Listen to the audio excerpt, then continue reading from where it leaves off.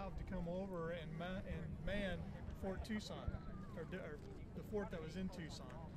They had an advance post that was stationed here at Picacho in April 1862. An advance party from Fort Yuma, the Union, they all clashed here at Picacho, and that was the westernmost skirmish of the Civil War. Which one was the cavalry battle? Picacho. Yeah, there weren't any artillery at the actual Battle of Picacho. A friend of mine's in this. He told me a little bit about it. Yeah. Oh, it's definitely interesting. Arizona has just a ton of history that people just, I don't know, just don't know it, but it's fascinating. I mean, after the guys from Fort Yuma came over, they fought the battle here at Picacho. They went down into Tucson.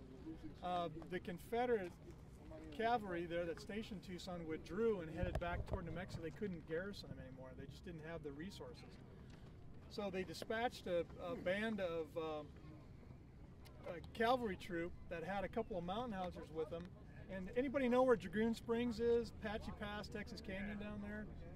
If you go I-10 going toward Lordsburg, New Mexico, down toward Fort Bowie, it's a little bit south of I-10, there's a place called Apache Pass. Famous battle took there between Cochise and Mingus Colorados and 300 Apaches and this cavalry unit that had a couple of mountain howitzers that were chasing the Texans back into New Mexico.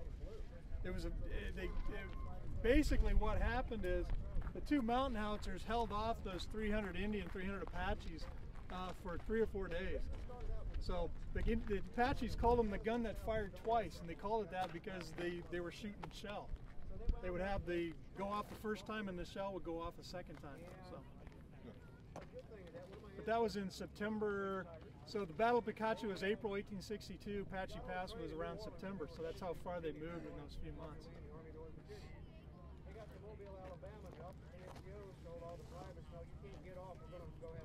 Yes, sir. Yeah. Number one, how many casualties in this battle? And number two, are any of the casualties buried and still here? Okay, are you talking about the battle we're going to do first? No, the Picacho? Picacho. Okay, four casualties. Okay. As far as we know, I don't know if there's any Confederate dead. I don't think they've confirmed that, but there were 4 Union dead confirmed. Lt Barrett, somebody else can probably speak to this, but I don't believe they've ever found Lt Barrett's grave. He's still buried out, not out here. The actual battle took place between here and there's a rock on the other side of I-10, and a little outcropping. The actual battle took place somewhere between here and that outcropping out there. Most likely where the railroad tracks are. So that's where the actual battle took place. But from what I've heard, they think Lt Barrett may still be buried out there. All the other ones were exhumed and sent back to relatives. Any other questions? All right. Right in here. Yep.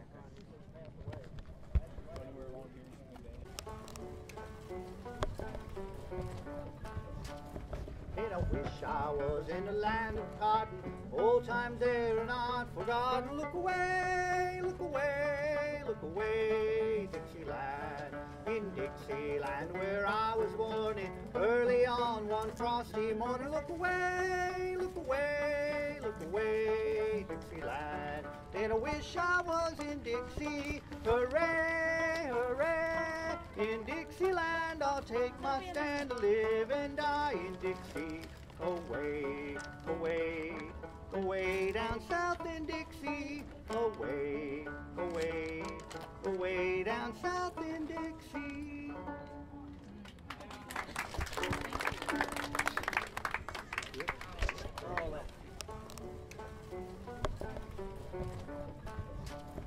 And I wish I was in the land of cotton.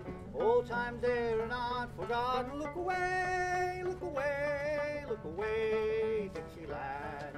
In Dixieland where I was born in early on one frosty morning. Look away, look away, look away, Dixieland. And I wish I was in Dixie. Hooray, hooray. In Dixieland I'll take my stand to live and die in Dixie.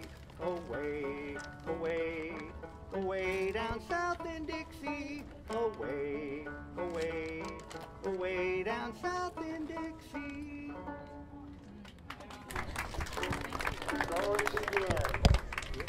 Battle of Picacho, ladies and gentlemen, February 20th, 1862, near the small town of Valverde, New Mexico Territory. At that time, New Mexico Territory comprised of what we consider the states of New Mexico, Arizona, Colorado, and part of Nevada today. The Battle of Valverde was a major Confederate success in the New Mexico campaign of the American Civil War, despite having to retreat later after the Battle of Glorieta passed, which was then a Union victory. The opposing forces were Confederate cavalry from Texas and several companies of southern New Mexico Confederate volunteers versus U.S. Army regulars and Union volunteers from northern New Mexico. Whoops, north and south again. In command of the Confederate forces was General Henry Hopkins Sibley and his brigade of about 2,500 men.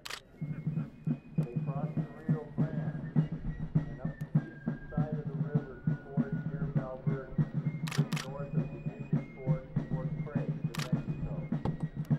They were hoping to cut the Union communication lines between the fort and their headquarters in Sante Fe. Lieutenant Colonel Edward Richard Canby left Fort Craig with about 3,200 federal troops to prevent the Confederates from crossing the river.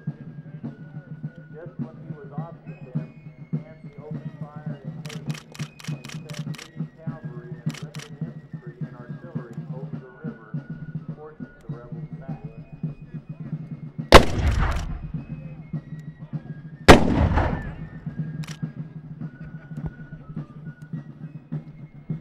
Confederates, however, halted their retreat somewhere along the old river, riverbed, which served as an excellent defensive position.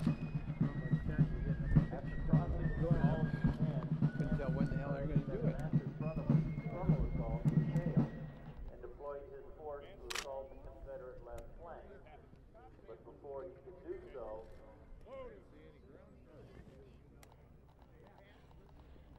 the main Confederate force pressed on in a frontal assault.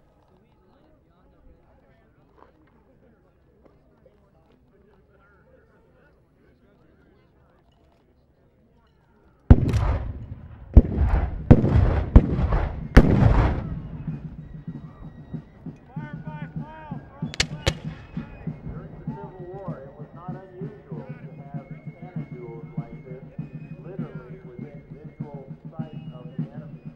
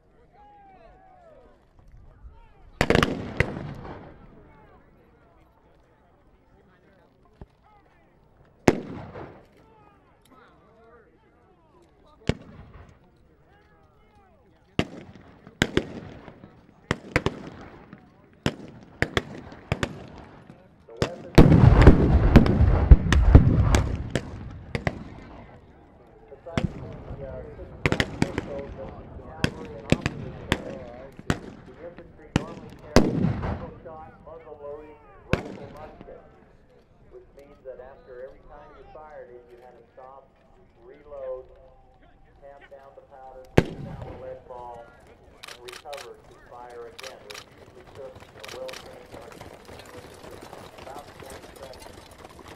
But if you do a battle with somebody trying to shoot back at you, it was not unusual for these guys to take longer than that, obviously. You had to stand up or be in a semi-upright position, because most of these rifles are as tall as the men carrying them.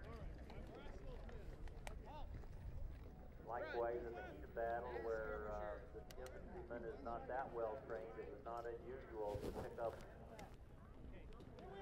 rifles off the battlefield after the battle that had 3, 4, 5 rounds loaded in them that never went off because the concussion cap did not ignite the powder, rendering the weapon basically useless except as a club.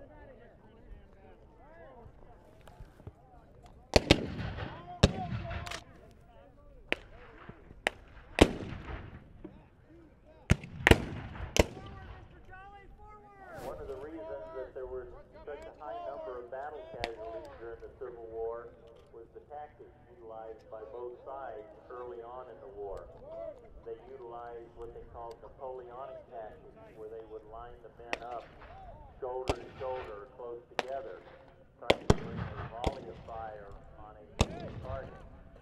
Several rifles firing at once. People.